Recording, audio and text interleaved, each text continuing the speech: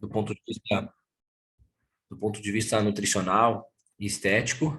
E hoje a gente vai falar de um conceito que está muito em alta dentro da nutrição estética, que é o conceito in-out, que é aquele tratamento de dentro para fora, né? Quando a gente fala aí de otimizar, de melhorar, né, os resultados dos diferentes tratamentos, a gente não pode deixar de lado, né, o contexto alimentar e também aquilo que o paciente faz em termos de suplementação, porque, de certa forma, né, isso acaba interagindo com o tecido, né, com a pele e potencializando, né, os efeitos dos tratamentos. Eu sempre falo que todo tratamento estético, ele interage com o tecido, ele modifica o comportamento da pele.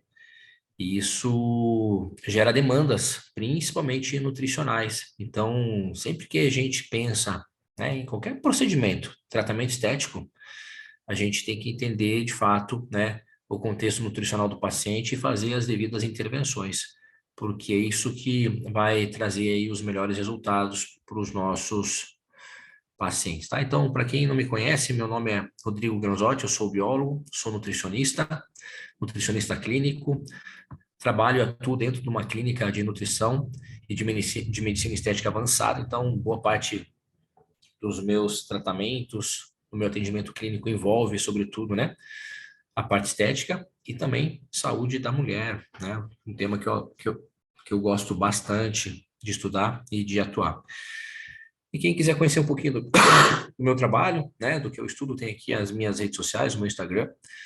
Eu sempre falo que é uma plataforma, é uma extensão das minhas aulas, então eu interajo com muitos alunos ali na rede social. Quem tiver dúvidas também pode ficar à vontade para perguntar ali nessa plataforma, tá, gente? Então, bora lá falar um pouquinho sobre pele, né? Esse entendimento inicial, esse entendimento prévio é extremamente importante para a gente falar de alimento, né? De nutrição e também de procedimentos, porque, como eu falei, né?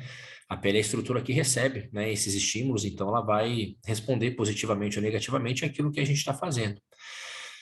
Então, alguns conceitos prévios dentro da dermatologia são fundamentais para a gente se debruçar sobre esse assunto em out, né? Que faz toda a diferença aí nos nossos tratamentos. Então, a pele, ela é segmentada. Isso significa que ela tem ali frações, divisões distintas, né? Ao longo do tecido. E cada região da pele, né? Como a gente vê aqui na figura, como a gente vê na imagem, acaba assumindo uma propriedade diferente, né? é, Dentro do tecido. Então, a gente tem, por exemplo, uma camada mais apical, né, que é a região mais externa do tecido cutâneo, que a gente chama de epiderme, e o fato dela estar em íntimo contato com o ambiente externo, com o meio ambiente, né, as estruturas, a organização dessa epiderme confere, sobretudo, proteção para o tecido. Então, quando me perguntam, qual é a principal função da epiderme? Eu sempre falo, é proteger. Né, a organização das células dessa epiderme acabam aí exercendo essa principal função. Então, o que que a gente observa quando se debruça sobre a epiderme? Que basicamente a gente tem ali 90% de células, né, do tipo queratinócitos, células que produzem queratina, que é uma proteína, né, que de fato confere proteção, porque é uma proteína rígida, né, ela forma a barreira cutânea, então, de certa forma, ali a principal função da epiderme é evitar, né, que substâncias, principalmente do meio ambiente, entrem no organismo, né? E de fato, essa epiderme ela tem que estar extremamente organizada ao ponto de evitar esse tipo de situação, né? De contaminação, entre aspas, de entrada de substâncias, né? Para o organismo. Que substâncias são elas? Agentes físicos, agentes químicos, agentes biológicos, né? Então, ela é essencial para a manutenção dessa estrutura, né? Além disso, a gente também tem os melanócitos, que são células que produzem melanina, que protegem a pele, né, do excesso de radiação, né, absorvem a energia do sol, né, evitando ali o dano, principalmente sobre as células do organismo, células da pele. Então, os melanócitos têm ali a função de, além de pigmentar o tecido, né, evitar o dano, né, do sol sobre a nossa pele. E a gente tem uma terceira célula que fica entremeadas aí aos queratinócitos, que são as células de Langerhans, que são as células do componente imuninato. e são a primeira linha de defesa, né? Principalmente contra agentes microbiológicos que podem ser causadores de doença. Então, vejo que todas as células que compõem a epiderme, né, exercem essa função de proteger a pele, né, desses vários agentes. E ainda, a epiderme, ela evita a desidratação. Olha só que legal. É o que mantém a sua pele hidratada. Por isso que a integridade da epiderme é fundamental para manter o teor de líquido no tecido cutâneo, né? Quando a gente fala de manter a pele hidratada, né, a gente está falando de uma situação na qual depende, sobretudo, da integridade dessa estrutura, da sua própria epiderme. Então, toda vez que você tem fragilidades na epiderme, além de você permitir que substâncias do meio ambiente entrem no teu organismo, no teu tecido, você possibilita a desidratação dessa pele. A pele perde mais água para o ambiente, e isso deixa ela mais craquelada, mais desidratada, né? Isso pode ser um fator aí para o desenvolvimento de de vários problemas, né?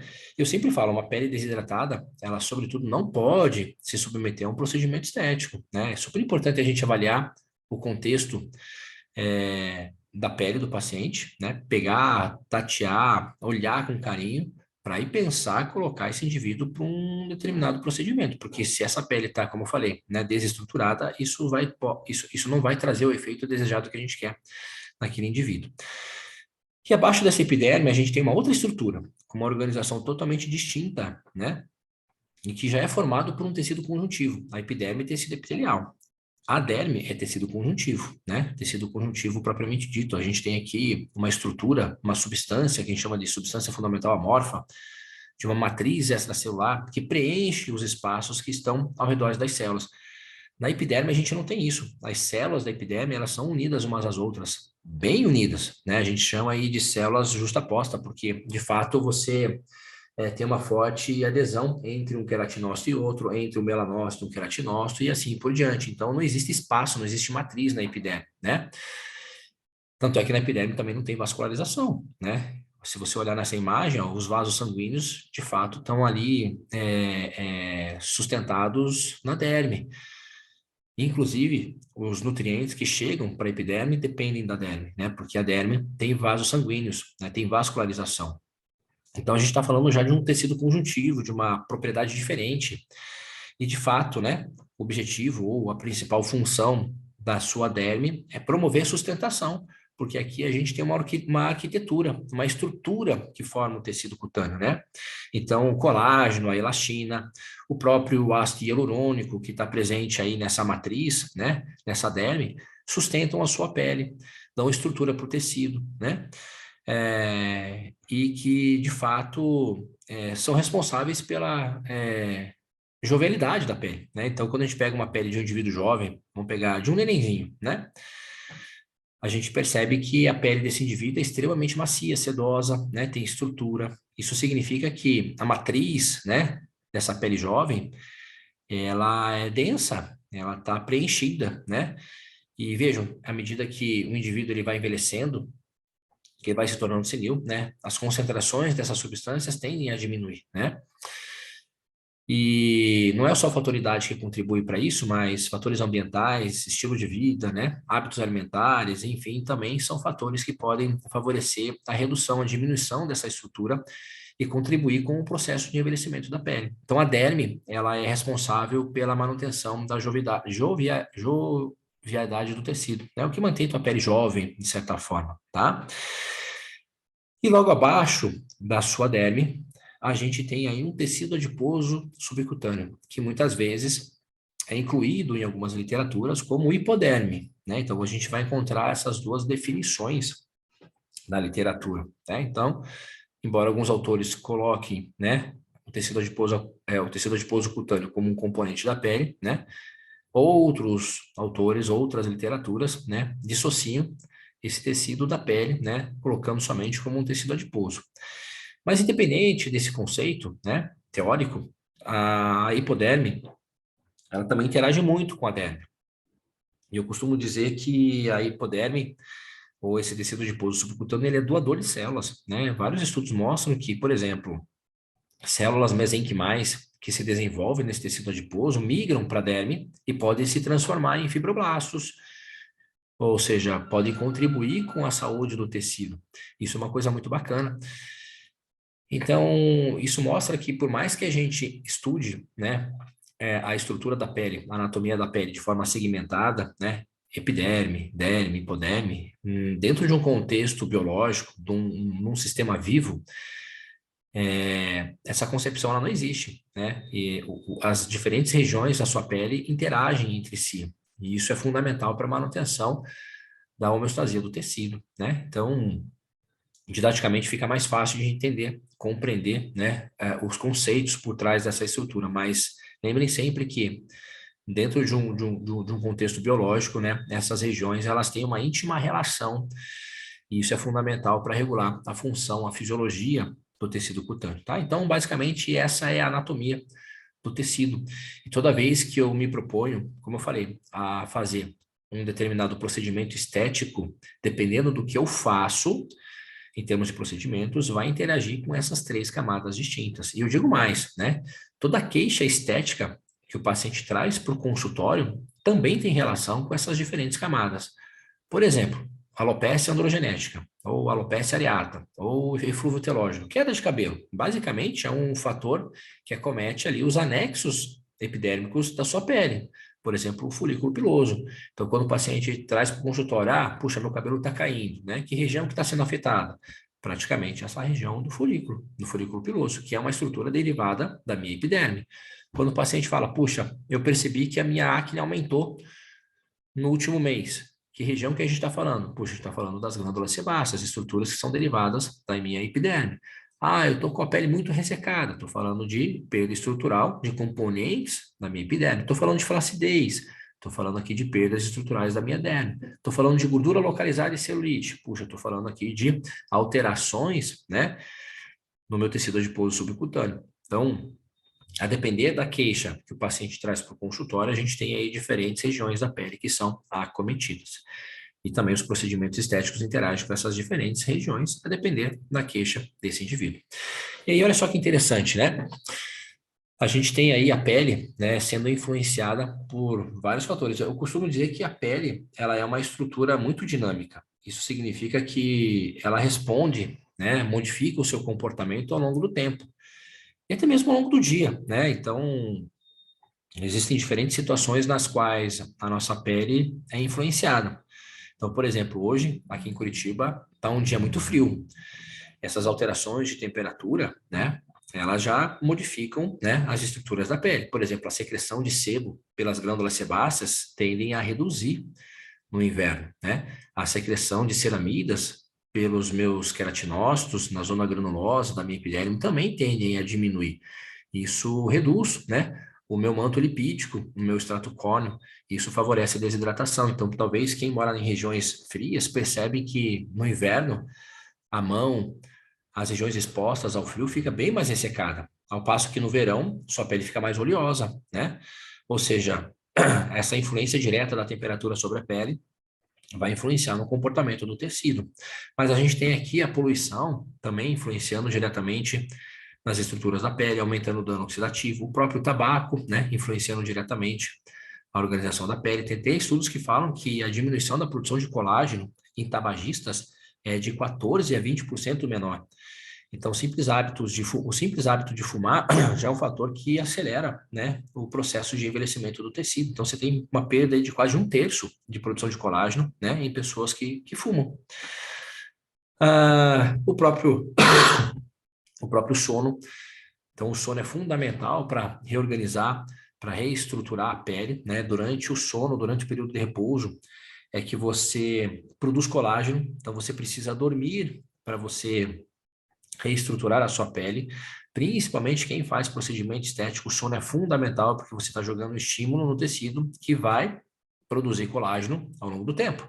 Então, se o indivíduo faz um procedimento estético e não tem uma boa noite de sono, não tem uma noite de repouso, de fato, ele não vai ter ali dentro do seu ciclo circadiano, né, esse momento de reparo. Eu falo que o sono da beleza existe e o indivíduo ele precisa repousar, né, ele precisa dormir. Isso afeta, sobretudo, né, os componentes do tecido. O próprio estresse, né? Os níveis de ansiedade e de estresse, né? Que modulam os níveis de cortisol também podem alterar a estrutura da pele. Não podemos deixar de falar do fator nutricional, né? Então, hoje, o que o paciente come, o que ele deixa de comer, vai interagir, vai influenciar na estrutura do tecido e, sobretudo, talvez o fator mais importante, o mais estudado, seja aí a própria radiação, a exposição inadequada ao sol. Eu sempre falo que tomar sol se expor ao sol é bom, né? Mas ele tem que ser feito de forma precisa. Então, o seu nível de exposição tem que ser, de fato, calculado, sem as devidas proteções. Isso que eu estou querendo dizer, tá? Porque você precisa do sol para produzir, sintetizar vitamina D. E na ausência do sol, né, os níveis de vitamina D reduzem muito e isso também vai afetar a estrutura da pele. Então, essa exposição tem que ser adequada para o teu tecido, adequada para a sua pele, né? E tudo que transcende, né, essa adequação também ao longo do tempo pode favorecer ao envelhecimento cutâneo, né? O fotodano, o fotoenvelhecimento, que é o que a gente fala aí, mediante essa exposição excessiva. Então a gente tem que proteger a pele do sol. E é aquilo que eu estava falando, ó, então a nossa pele, ela modifica o seu comportamento ao longo do tempo. Ela é uma estrutura dinâmica. Os componentes, né, que fazem parte do tecido, principalmente a nível de derme, olha só, mudam, né, à medida que a gente envelhece. Então, a gente tem aí constituintes da pele, né, que se modificam, né, com o passar do tempo. Então, a idade é um fator que vai determinar como é sua pele, né? Mas isso aqui se soma aos fatores ambientais. Então, a gente tem que entender que o envelhecimento do tecido é uma soma de fatores. E muitos desses fatores são cumulativos. O que eu quero dizer com isso? Que se acumulam na sua pele, né? E quando a gente está falando de dano, muitas vezes esses fatores cumulativos são irreversíveis.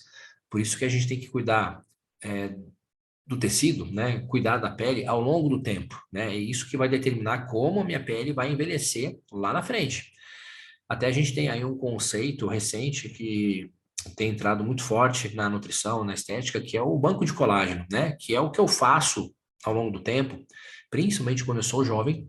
Primeiro, para preservar o que eu já tenho de colágeno, e segundo, o que eu faço para estimular uma quantidade maior dessa proteína na pele, para que quando eu chegar lá na vida adulta, né, principalmente ali acima dos 45 anos de idade, né, essa composição de colágeno na minha pele vai determinar um envelhecimento mais prolongado, né, mais saudável no meu tecido. Então, vejam que esses fatores eles são aí fundamentais, né? O entendimento disso é fundamental para a gente mensurar, avaliar como a pele humana ela envelhece ao longo do tempo, tá? Então isso é fato. A pele é uma estrutura que se modifica todos os dias, se modifica ao longo do tempo e por isso que algumas intervenções do ponto de vista nutricional e do ponto de vista estético trazem bons resultados, sim, para o tecido, tá? Isso vai depender muito da pele desse paciente. Então, aquilo que eu falei para vocês, ó, a pele envelhece, né? Na maior parte das vezes, esse envelhecimento, né? Ele está associado, né, com a soma de fatores, fatores intrínsecos e extrínsecos, mas, de maneira geral, a soma desses fatores se convergem, né? Num único problema que, por exemplo, é o aumento do dano oxidativo no tecido cutâneo. Então, boa parte dos estudos mostram que, sob influência das espécies reativas de oxigênio, né, do dano oxidativo, você tem ali uma perda de função de células, sobretudo fibroblastos, ó, que produzem o seu colágeno, e também você tem uma maior fragmentação da sua matriz. Então, você tem um colágeno fragmentado, você tem uma elastina fragmentada, então tudo isso desestrutura a sua pele, diminui a espessura, né, deixa a sua pele, de fato, envelhecida.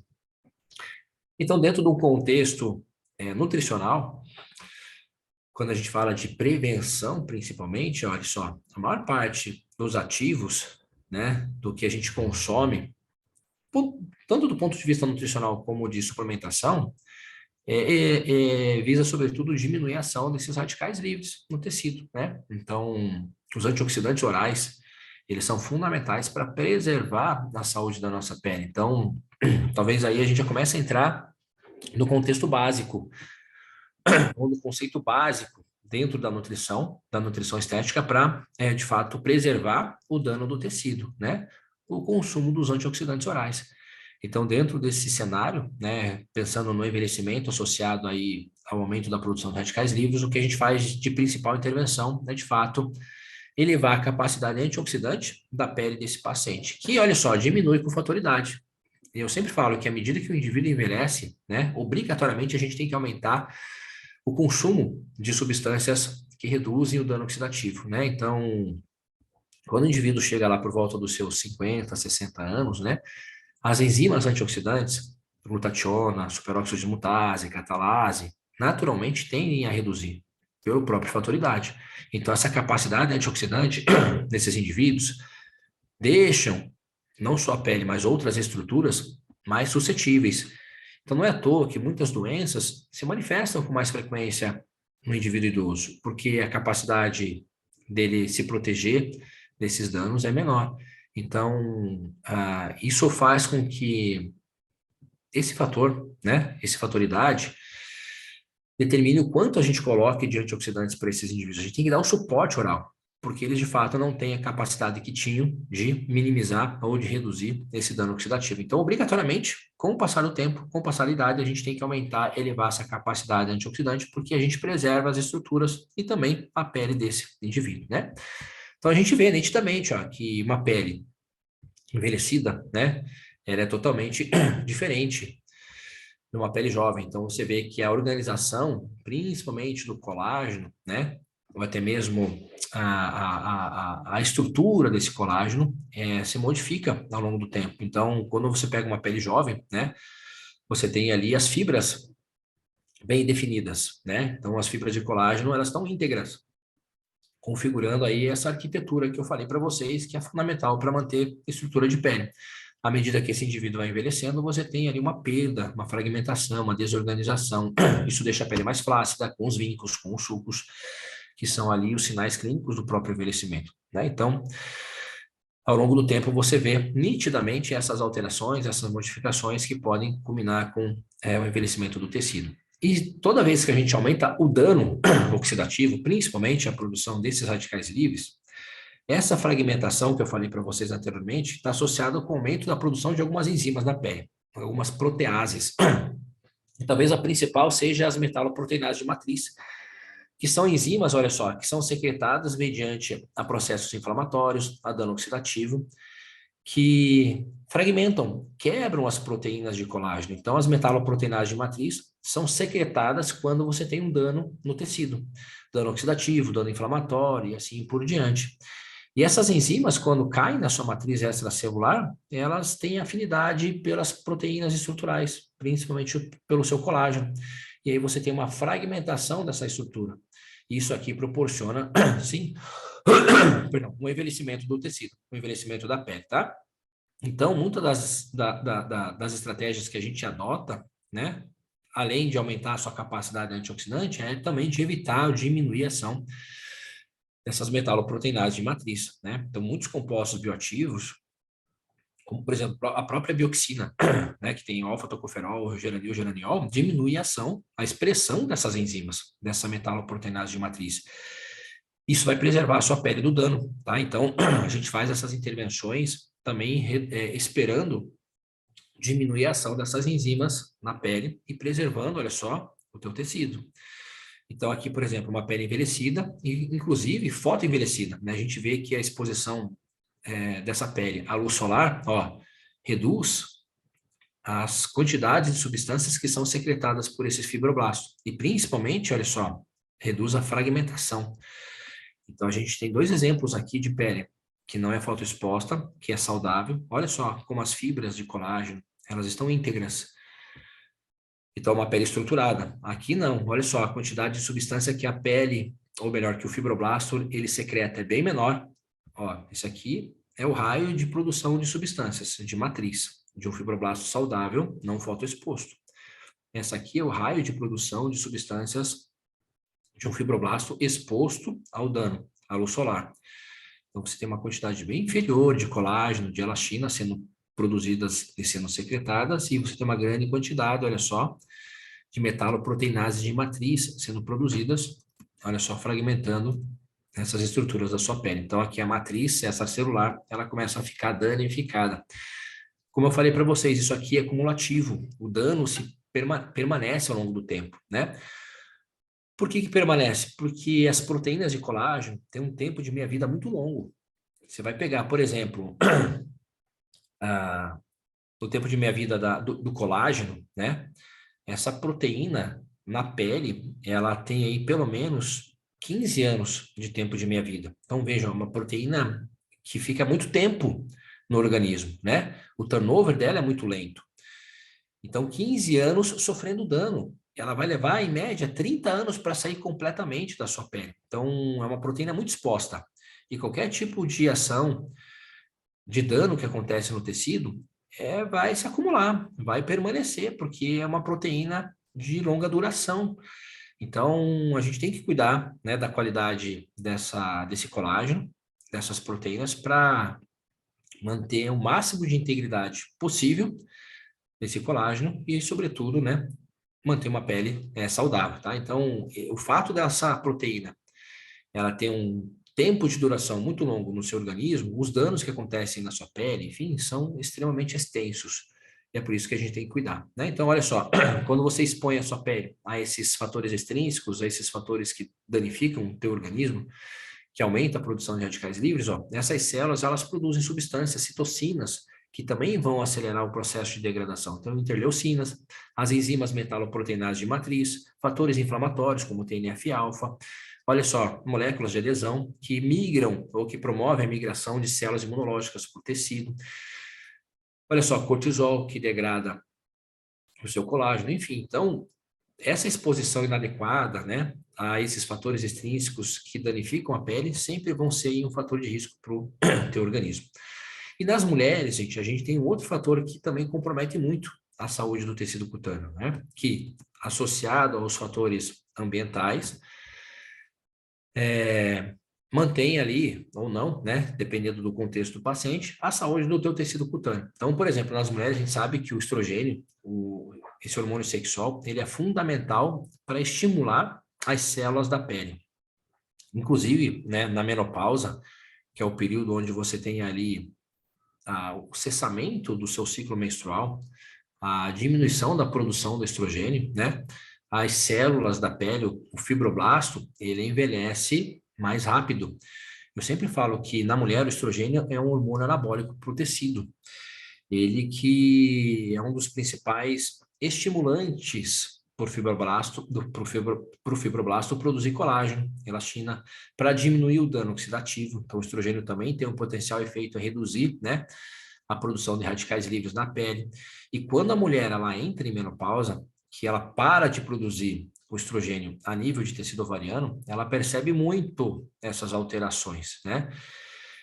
Inclusive, é um dos grandes motivos que levam essa mulher para as clínicas de tratamento, né, de estética, para tentar suavizar, minimizar esses danos. Então, o estrogênio acaba sendo um hormônio fundamental para a regulação dessa fisiologia da pele nas mulheres. E a partir do momento que ela perde esse fator, esse estímulo, né, ela percebe que a pele envelhece drasticamente. Então, a perda de colágeno é bastante expressiva, de elastina é bastante expressiva, de ácido hialurônico, que mantém a pele hidratada, também diminui. Então, aqui que a gente percebe, né, nessa virada de chave, né, o surgimento mais acentuado dessas linhas de expressão, dessa rugosidade, de uma pele mais ressecada, fator esse induzido pela ausência do hormônio, né? Então, conforme a mulher vai envelhecendo e conforme ela vai perdendo, né, esse estímulo hormonal, essas estruturas do tecido tendem a ficar mais fragilizadas, a pele envelhece, né, mais rápido. E eu digo mais, que mulher menopausada, cuja produção do hormônio está diminuído, está reduzido, ela tem que cuidar muito mais com o fator exposição, ou com esses fatores ambientais que danificam a sua pele. Por quê? Porque o dano gerado no tecido é muito maior numa pele de uma mulher menopausada do que numa mulher em idade fértil. Então, a mulher que está em menopausa, ela tem que redobrar os cuidados em relação à proteção do tecido. Porque a capacidade natural dela de minimizar, de se proteger desse dano, né? A sua atividade antioxidante é extremamente reduzida na menopausa, porque o fator hormonal, e eu estou falando do estrogênio, ele é um dos principais hormônios que atuam na produção dessas enzimas antioxidantes, glutationa, superóxido de mutase e catalase. Então, a mulher menopausada, ela tem ali uma redução muito grande, né, dos fatores que protegem a pele desses danos ambientais. Então, a mulher que está nessa fase da vida, ela tem que redobrar em muito os cuidados com o tecido, porque o dano gerado nessa pele é muito maior do que numa mulher em idade reprodutiva, tá? Então, para quem tem paciente, né, que está ali já entrando em menopausa, que já está em menopausa, tem que cuidar mais, né? Tem que reforçar os cuidados da pele com essa menina, tá? Porque, de fato, isso acelera e muito esses danos, tá? Então, a radiação acaba sendo aí um fator comprometedor para para essa pele, né? Ó, mais uma vez, ó, então uma pele jovem, super protegida, né? A gente vê aqui, ó, as fibras de colágeno bastante íntegras, né? Quando você pega uma pele envelhecida, olha só, uma pele totalmente fragmentada, sem estrutura, ok? Então, isso aqui é o que vai trazer como consequência, né? Esse aspecto envelhecido da nossa pele. As linhas de expressão, as rugas, a flacidez, que geralmente são objeto de queixa, né?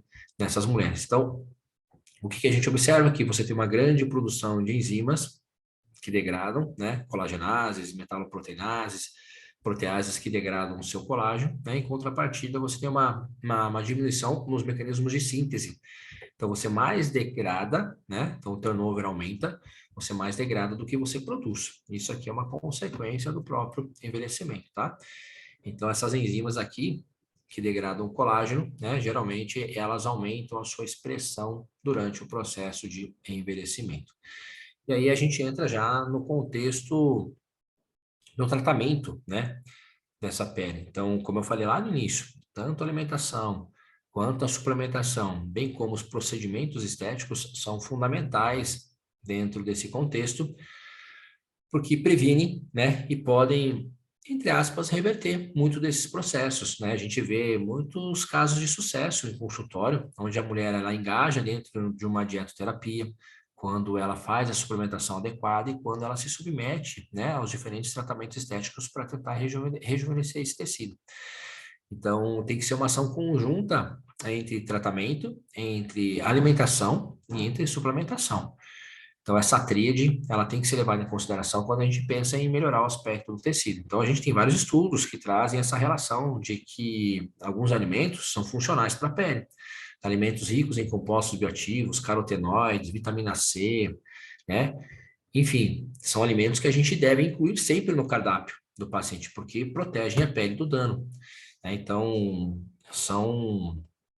a gente chama de beauty foods, né? Os alimentos que trazem, né, esse conceito de beleza para a pele, porque são ricos em antioxidantes, compostos bioativos que vão trazer benefícios para o tecido cutâneo.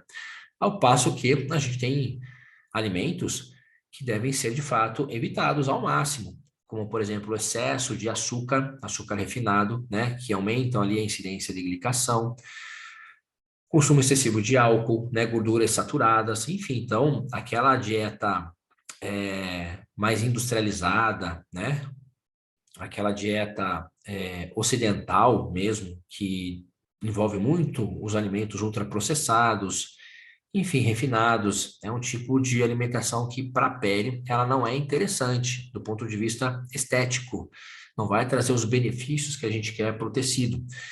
Então, de maneira geral, né, se a gente for pensar em um formato de alimentação saudável para a pele, aquilo que envolve mais alimentos íntegros, naturais, né? Frutas, verduras e legumes, né? E se distanciar dos industrializados é o que traz mais benefícios para o tecido. Isso dentro de um contexto geral, mas, por exemplo, alguns nutrientes, em especial, também são importantes de serem ajustados dentro de um plano nutricional. Por exemplo, consumo adequado de proteínas. Então, como eu falei, a pele ela tem essa demanda porque o colágeno que você produz é uma proteína. Então, para eu produzir uma proteína, eu tenho que consumir essa proteína, né?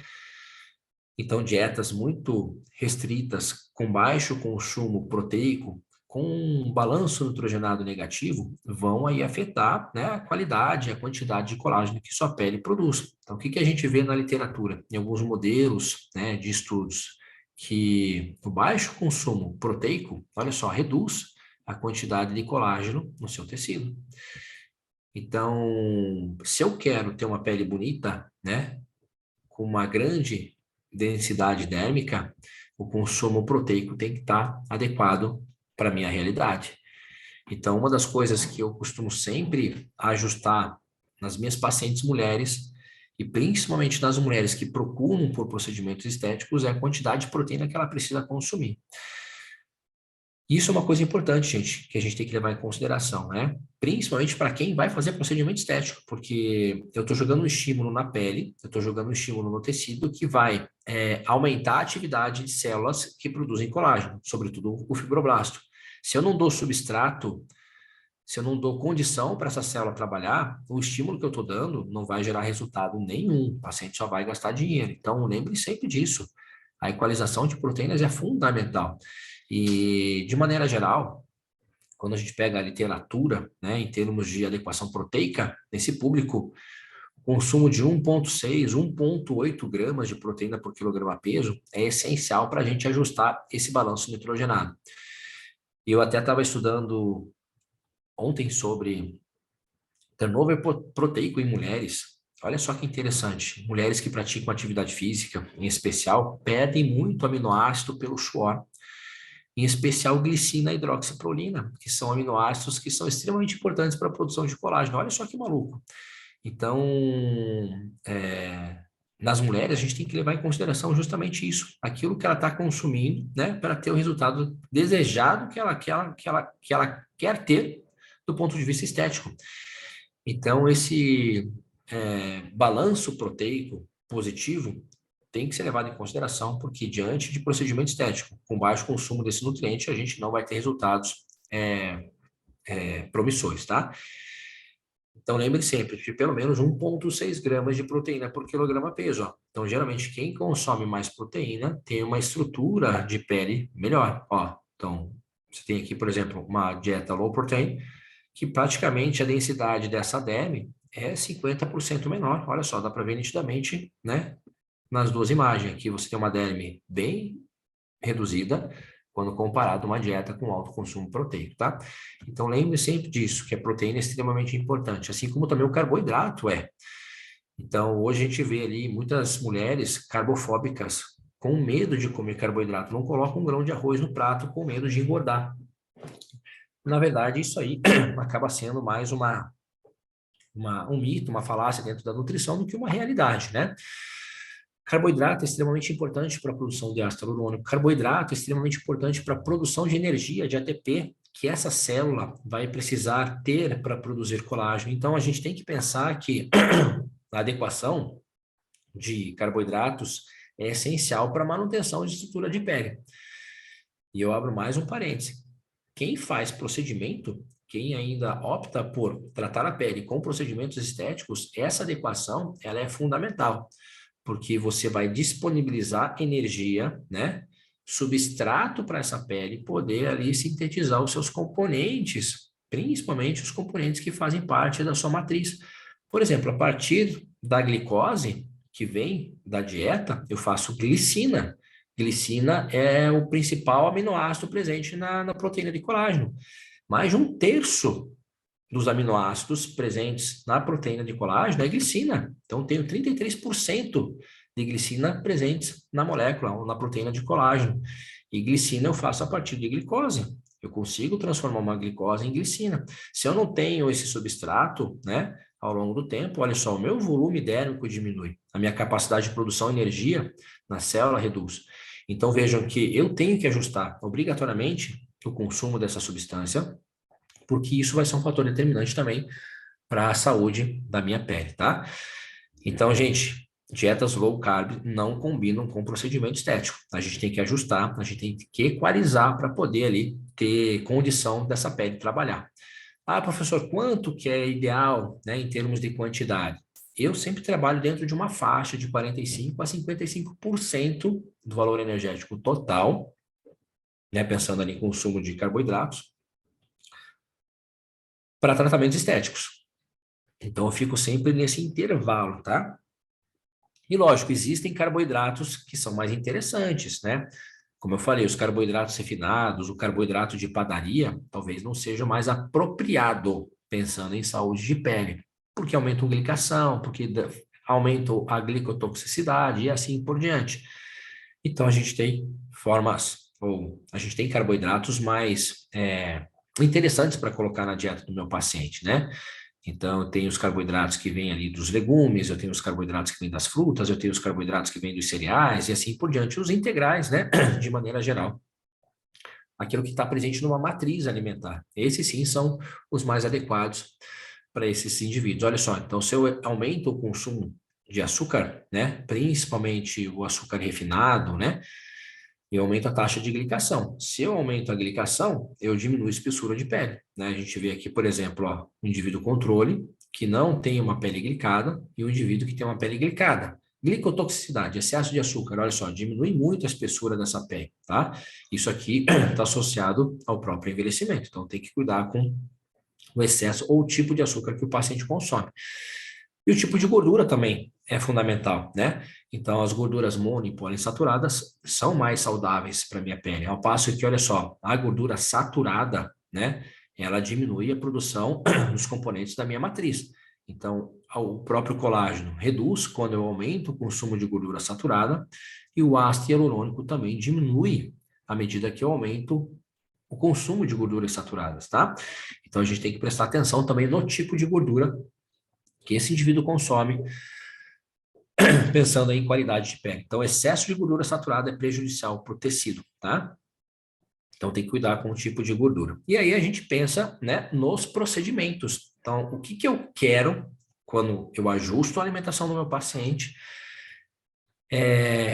quando eu quero otimizar os resultados. Então, por exemplo, um dos procedimentos que eu gosto bastante e que, de fato, eu vejo muito resultado dentro dos tratamentos estéticos para a pele é a fotobioestimulação. Por quê? Porque é um tipo de procedimento não invasivo, indolor e que traz muitos benefícios para a pele. Primeiro, aumenta o potencial energético das mitocôndrias, das células da pele. Esse tipo de comprimento de onda, né, a luz vermelha ou o laser de baixa potência, enfim, ela de fato atua diretamente sobre essas organelas. Então, a mitocôndria tem ali seus cromóforos, ela atrai esse comprimento de luz. E diante dessa exposição a esse tipo de energia, ela aumenta o seu potencial energético. Então, a capacidade de síntese de ATP, ela aumenta mediante a esse tipo de tratamento. Então, provavelmente vocês já viram aquelas pessoas com aquelas máscaras de LED vermelho no rosto. O que elas estão fazendo? Elas estão fotobioestimulando. Elas estão jogando uma energia na pele a fim de potencializar a atividade energética da célula. Então, o que eu posso pensar em termos de suplementação para elevar o potencial energético da minha mitocôndria? Eu posso pensar no ácido alfa-lipoico, eu posso pensar numa niacinamida, numa coenzima Q10 e numa creatina, que são os cofatores mitocondriais para a produção de energia. Mas, se eu estou pensando ainda em regenerar tecido, produzir mais colágeno, enfim, o que eu posso pensar? Eu posso pensar no meu biova, eu posso pensar na minha vitamina C, eu posso pensar no meu zinco quelado, eu posso pensar no peptan, que são os peptídeos de colágeno, sobretudo aproveitando essa capacidade energética da minha célula e aumentando a produção de colágeno no tecido. Então, é um excelente tratamento para a gente associar com outros procedimentos estéticos. Então, puxa, paciente faz um microagulhamento, microagulhou, põe esse paciente para fazer uma fotobioestimulação. Paciente fez ali um bioestimulador, colocou lá um ácido polilático, fez uma hidroxapatita, enfim, bioestimulou o colágeno na pele. Legal, coloca ele também para fazer a fotobioestimulação. Então, é um tipo de tratamento que ele vai bem com a maior parte dos procedimentos estéticos pensando em rejuvenescimento. Então, em termos de associação de tratamentos, eu gosto muito da terapia com uso porque ela otimiza muito o potencial energético e regenerativo do tecido, tá? Então, paciente pós-cirúrgico, paciente que fez microagulhamento, como eu falei, paciente que fez ali os preenchedores, os bioestimuladores, carboxiterapia. Hoje a gente tem o endolifting, que é um tipo de procedimento onde você faz a introdução de um laser de alta potência dentro da pele, que lesiona que rejuvenesce, que também pode ser associado depois com o tratamento com a luz, enfim, é um procedimento coringa que vai muito bem com outros procedimentos estéticos, tá? Além disso, a gente tem aqui o LED vermelho, que potencializa os mecanismos de regeneração. A gente tem o LED azul, que, por exemplo, ele age sobre os micro-organismos da pele, que é um bom tratamento para paciente acneico, por exemplo, né? Então, esse tipo de comprimento de onda, de 450 até 500 nanômetros, ele age sobre os micro-organismos, né, da pele. Ele danifica, né, esses micro-organismos, aumenta o dano oxidativo nesses organismos. E, assim, é uma forma de você fazer o controle microbiológico no teu tecido cutâneo. Mas olha só que interessante. O dano gerado nessas bactérias, o efeito bactericida dessa luz azul, está associado com o aumento da produção de radicais livres. E eu sempre falo que toda vez que você faz um LED azul na pele de alguém, você tem que aumentar a capacidade antioxidante desse tecido. Então, o paciente tem lá lesão de acne, e você quer tratar essa acne também com LED azul. Beleza, o paciente se expôs ao LED azul, na sequência, você tem que aumentar a capacidade antioxidante dessa pele.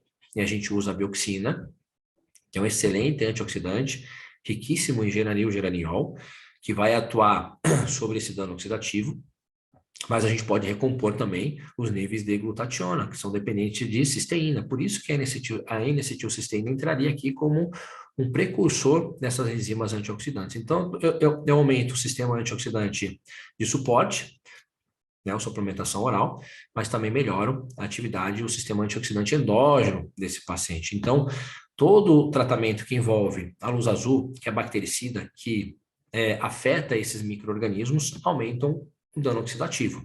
E ele precisa ser imediatamente reparado após esse dano, tá? Por isso que a bioxina e a N-acetilcisteína estão aqui. Radiofrequência, gente, é um dos tratamentos, perdão, que eu mais adoro para a pele. E hoje a gente tem várias gerações de radiofrequência. A gente tem até uma radiofrequência que microagulha. Então você coloca lá uma manopla que tem agulhinhas que você introduz na pele e ela libera energia lá na sua derme. Então você tem um campo de atuação específico, né? E a radiofrequência hoje é um dos procedimentos mais estudados em termos de produção de colágeno, de redução de tecido adiposo, né? Indução de lipólise, enfim. Então, é um tipo de tratamento estético que, do ponto de vista de evidência científica, em volume de pesquisa, com certeza traz muito resultado. Então, é um dos tratamentos que mais são feitos para rejuvenescer a pele diante do dano.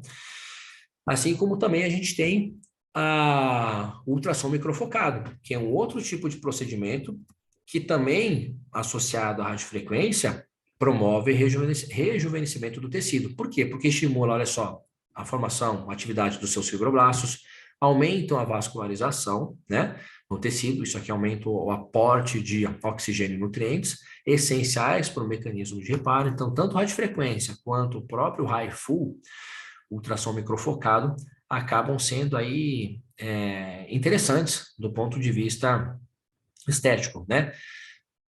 Como estratégia de rejuvenescer o teu tecido cutâneo. Então, esses dois procedimentos são os que, de fato, acabam trazendo um maior resultado em termos de melhora do tecido.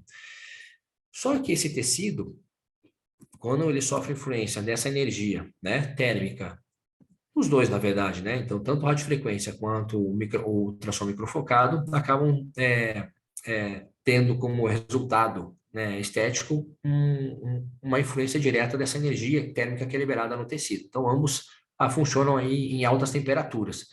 No entanto, esse processo, ele demanda nutriente, porque ele acaba degradando, né, células, estruturas do tecido. E aí a gente tem que, de fato, devolver função para essa pele. Por exemplo, a suplementação do Biova e do Peptan são dois nutracêuticos que, de fato, recuperam muito essas lesões geradas no tecido.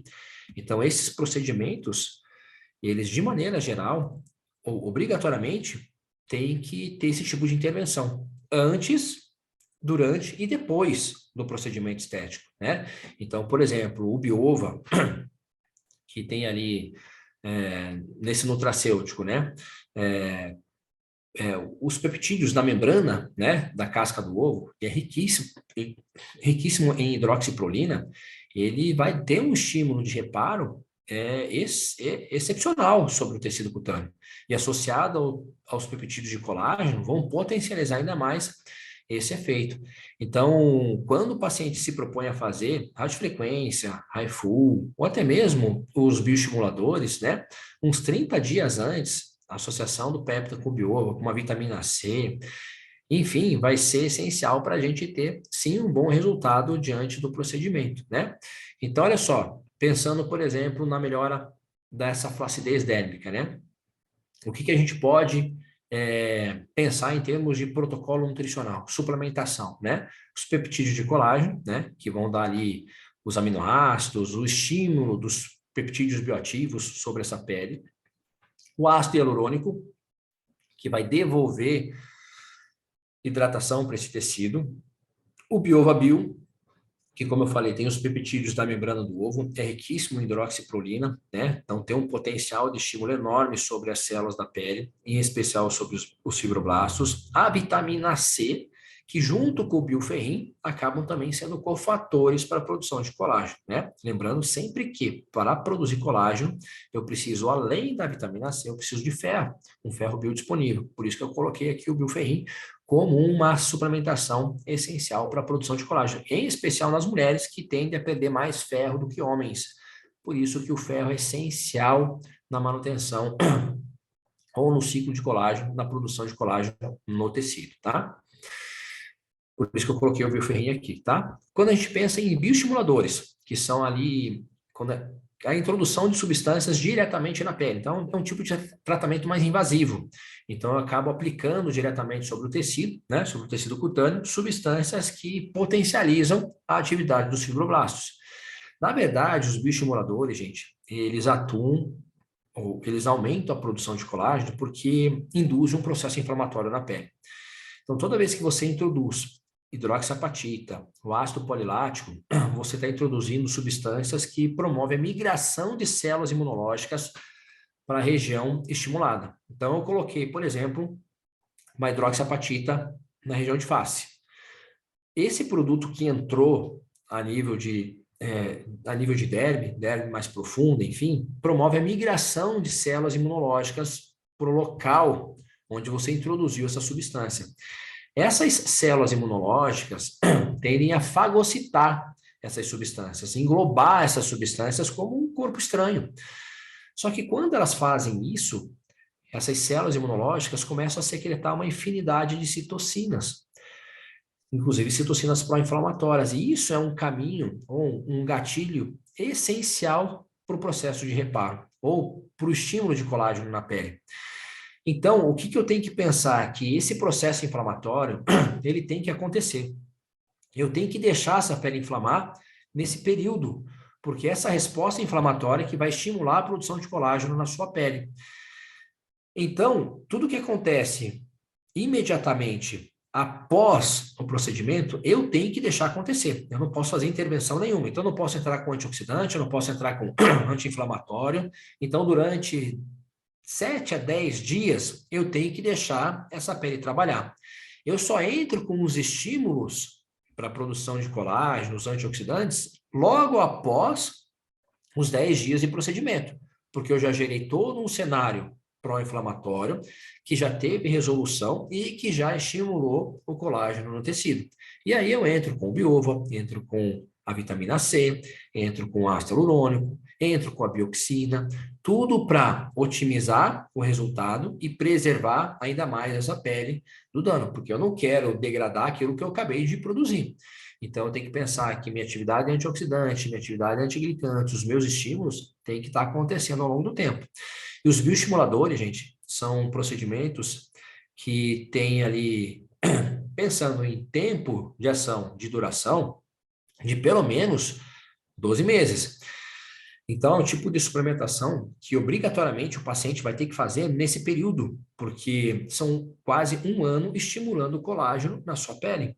Então, olha só que legal esse tipo de procedimento, né? É um procedimento que dura muito tempo. Não é à toa que ele é um pouquinho caro, porque ele vai te entregar um resultado, né, por vários meses. Então, o que que eu tenho que pensar nesse período? Proteger. Eu tenho que preservar a ação daquele produto na pele. Então, não adianta nada eu fazer o procedimento e, puxa, uma semana, 2 semanas depois, está lá na praia me expondo sem qualquer tipo de proteção. Ou seja, eu estou, de fato, acelerando, né? Ou diminuindo o tempo de atuação dessa substância na minha pele. Então, se eu ofereço para o meu paciente, né? Os fotoprotetores orais, os antioxidantes, que estimula esse colágeno, ou a produção desse colágeno na minha pele, eu vou perdurar ainda mais a ação desse produto no meu organismo, tá? Então, a gente tem que pensar no mecanismo de ação dessa substância para poder fazer o protocolo adequado. Então, eu posso colocar aqui, né, os meus compostos bioativos previamente, suspender no dia do procedimento, esperar o processo inflamatório e aí sim reintroduzir a suplementação para estender o tempo de duração desses ativos no tecido, né? Então, gente, a ideia aqui foi justamente mostrar que tanto a nutrição quanto os procedimentos estéticos, hoje, né, quando a gente fala em termos de resultado, né, são o casamento perfeito. Não existe hoje mais como dissociar o aspecto nutricional do aspecto do tratamento estético. Então, a associação entre esses dois fatores é que vai determinar o resultado, o sucesso do meu procedimento, tá?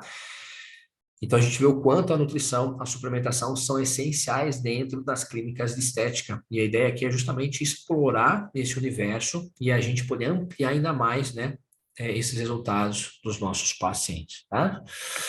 Então, é isso, meus amores. A ideia aqui foi justamente trazer essa pincelada, mostrar o quanto, né, os nossos suplementos, a nutrição pode impactar diretamente o tecido.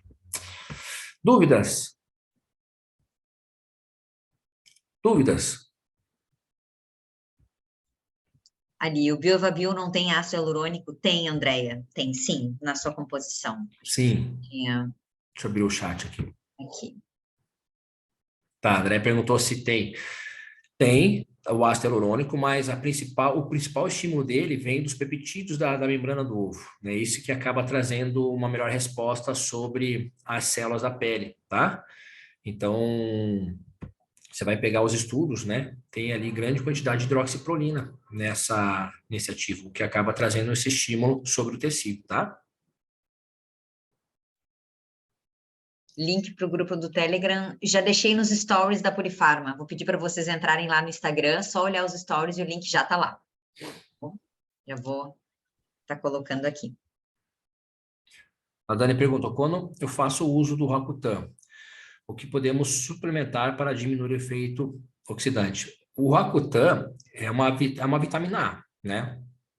O efeito dela, de fato, é diminuir a atividade dos sebócitos, ou produção de sebo na pele. Isso acaba trazendo um efeito, aumentando a xerose cutânea, a desidratação. Então, o que que eu geralmente gosto de associar junto com o Roacutan para melhorar esse aspecto do tecido, né, de fragilidade de pele? Primeiro, ômega 3.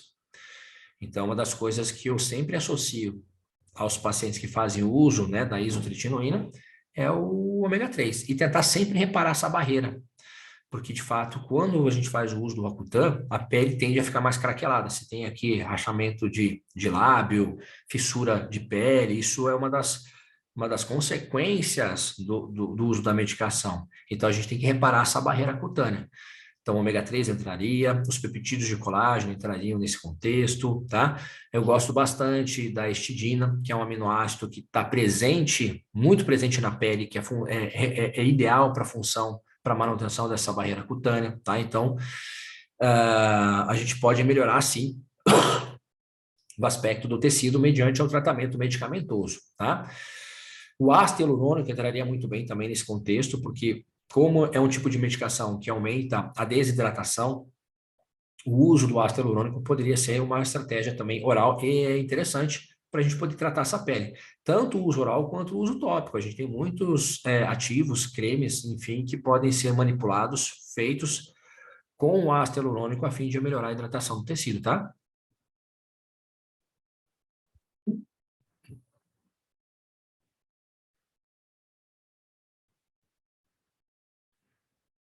Ok. Minha Ah, dor tá. Então, a quantidade do Biovabil, né? Então, a gente vê que umas doses de 400 miligramas são mais eficazes, né? A própria literatura traz essa concentração, tá? Talvez aumentar, pode ser sim, aumentar a concentração do ativo, beleza? Mais alguma dúvida, gente?